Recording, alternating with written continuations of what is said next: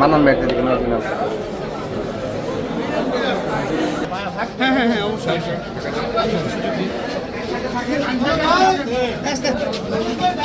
ভাই একটু সামনে যান, আপনার সামনে যান।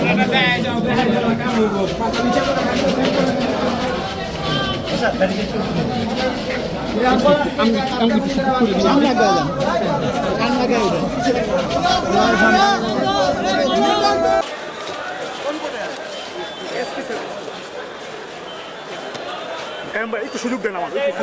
আচ্ছা পিছন পিছন পিছন আপনারা একটু পিছান। দাঁড়ালে হবে না, সামনে দাঁড়ালে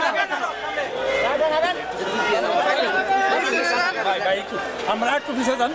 আমাকে আপনারা তখন বেশি করে নিন। আর একটু পেছ নেন। বাবা স্যার লগেন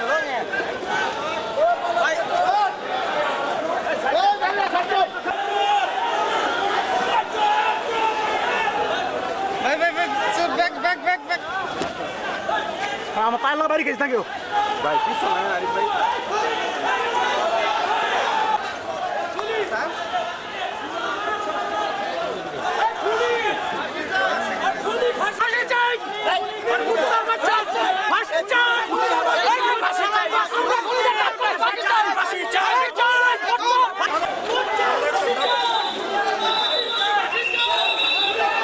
মিকেল লাগাইছে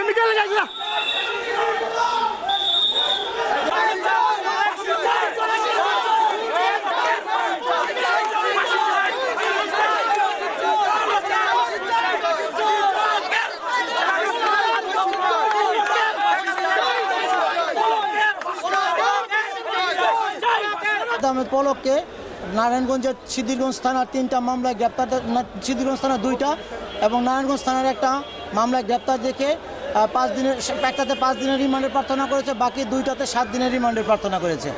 এই মামলার দ্বিতীয় 3টা মামলাই 302 এবং বিস্ফোরক দ্রব্য আইনের মামলা।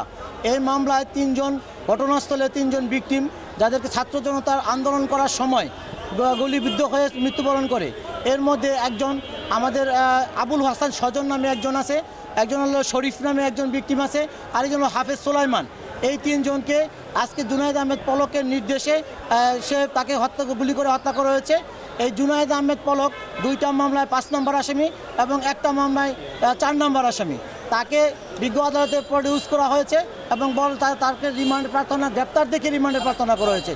প্রথমে বেলায়েত হোসেন স্যারের আদালতে তাকে প্রথমে তাকে গ্রেপ্তার দেখানো হয় এবং প্রত্যেকটি মামলায় শুনানি অন্তে বিজ্ঞ আদালত দয়া করে তাকে 4 দিন করে মোট 12 দিনের রিমান্ড মঞ্জুর করেছেন।